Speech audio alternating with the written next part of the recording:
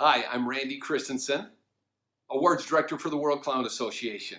Today I'm so excited to bring to you a special friend of the World Clown Association. He has entered all kinds of competitions and won many awards as part of World Clown competitions. He also is a wonderful instructor, and he's known to be a leader, partially by not just World Clown people, but other organizations also. He has recently served as the president of the International Shrine Clown Association. One of the great lectures that he presents is on paradability. What do you do in a parade? How do you do it? And I've asked him today if he could share some insights that will help people as they come to the World Clown Association convention if you're going to enter into the competition of paradability. Ladies and gentlemen, please welcome from the Chicagoland area, our friend John Joseph, JJ the Clown.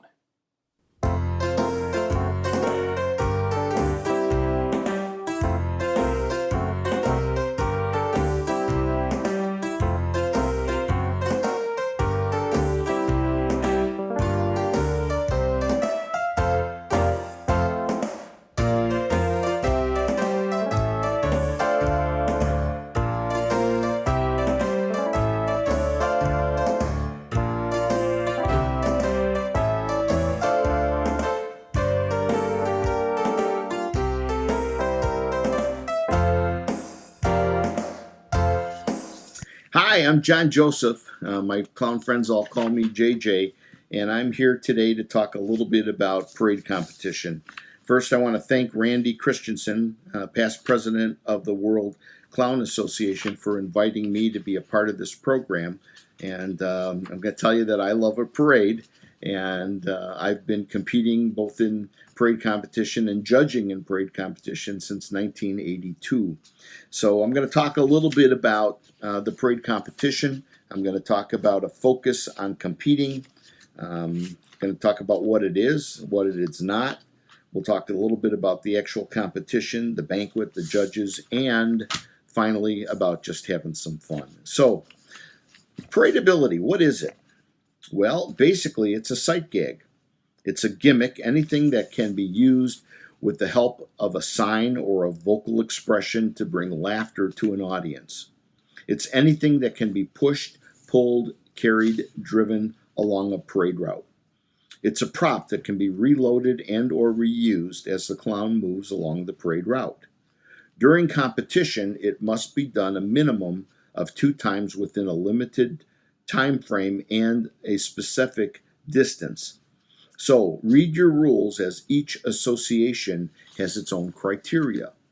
Let's talk a little bit about parade gimmicks. Consider how you're going to transport your prop whether you're driving or flying. That may limit what you can or can't bring with you.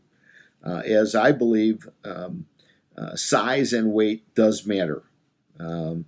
Make it big, make it colorful, and practice before you use it. Now, parades are not skits. And what I mean by that is there's no setup time and there's no takedown time allowed. Whatever you do, you keep moving. Show respect for your spectators. Be safe. Keep yourself and your spectators out of harm's way, and don't throw things into the crowd. Work on projecting your voice, as you want to be heard above any crowd noises.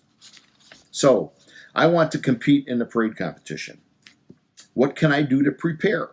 Well, first I can read the competition rules. That means going to the website, pulling up the competition rules, and reading them to see what is expected.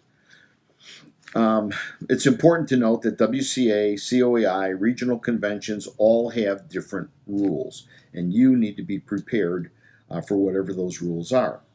Also, if you get a chance, look at the judges' score sheets so you know what the judges will be looking at when you're competing. And of course, I can't say it often enough, practice, practice, practice before you enter the competition. Now, entering the parade competition. What to expect when you get there?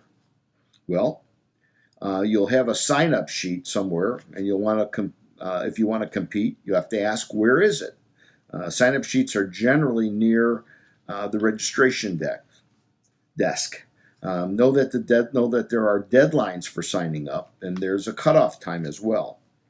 You'll be asked to show up at a specific time and a place to pick a number. Find out what the competition schedule is and what the location will be. Don't be late, and don't forget to bring your registration number and your props.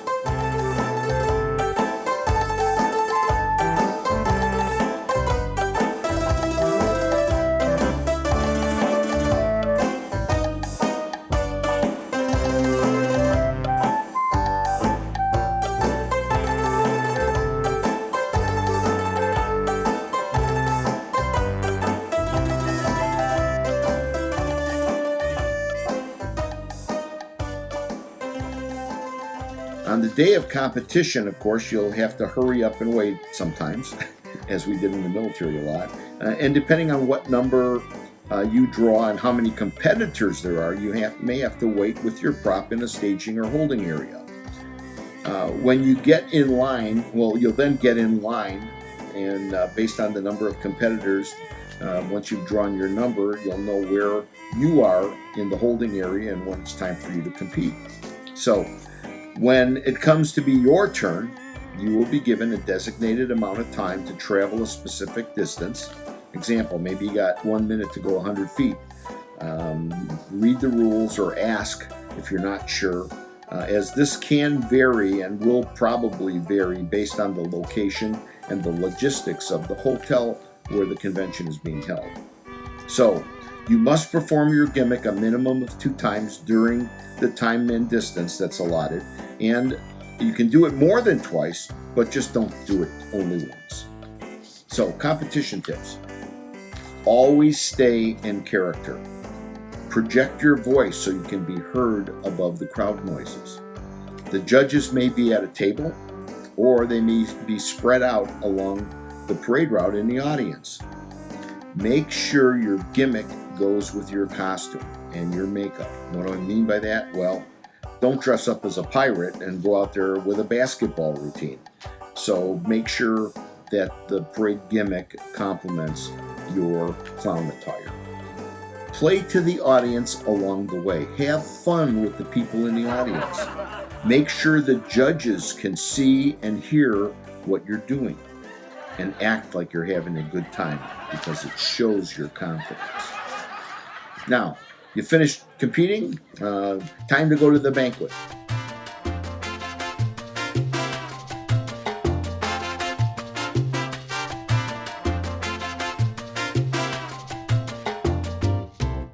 The winners will be announced at the banquet, generally after dinner. Pick up your score sheets at the end of the banquet. Look at the score sheets, and if you have any questions, the score sheets are signed by the judges. Seek out the judges and ask any questions you might have. Maybe a judge, their handwriting wasn't so good and you really couldn't understand what they were saying, or maybe they said something you just didn't understand. The judges are there to help you. So if you have a question, be courteous and ask them if they can explain what they were writing on your score sheet. I know when I judge, I have a tendency to write a book. So if I'm giving you a high score or a low score, I'm justifying what it is with comments. Now, having said that, I'm going to tell you that some judges score high, some judges score low, and it's important that you pay attention to the comments. Some judges, like me, will write a book, and others will just make a couple of short comments. So look at the judges' comments, and hopefully you can learn to improve as a result of that. Now, don't take the scores or comments personally. The judges have been clowning for a long time, and they're there to try to help you improve. If one judge makes a comment and says something about something you did, it may be just that judge's opinion for that day. However, if all 3 judges say the same thing, it's probably time to make some changes. Now, don't try to compare your scores against each individual judge's score. And what do I mean by that? Well, let's say, for example, that I get 2 very high scores from judges. 2 judges score me in the mid-90s. and one judge gives me a very low score, something in the 70s. And you say to yourself, well, geez, how could two judges give me a 90 and one judge gives me a 70? Well, as I mentioned, some judges score high, some judges score low.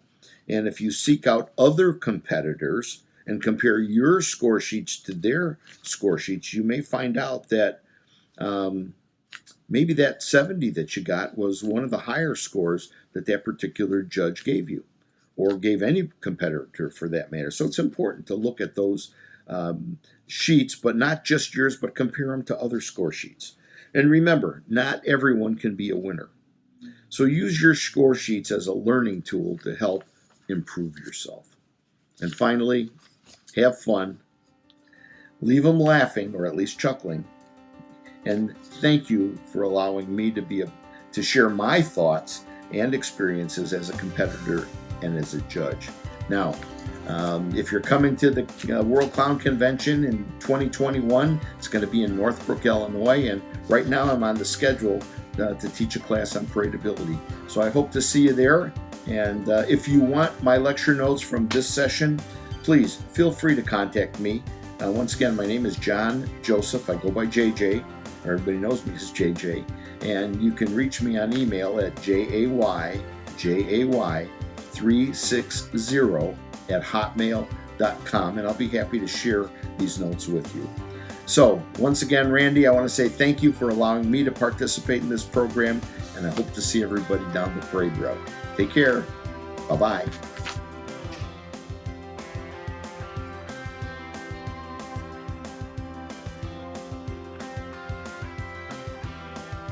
And thank you, JJ, for all that incredible information.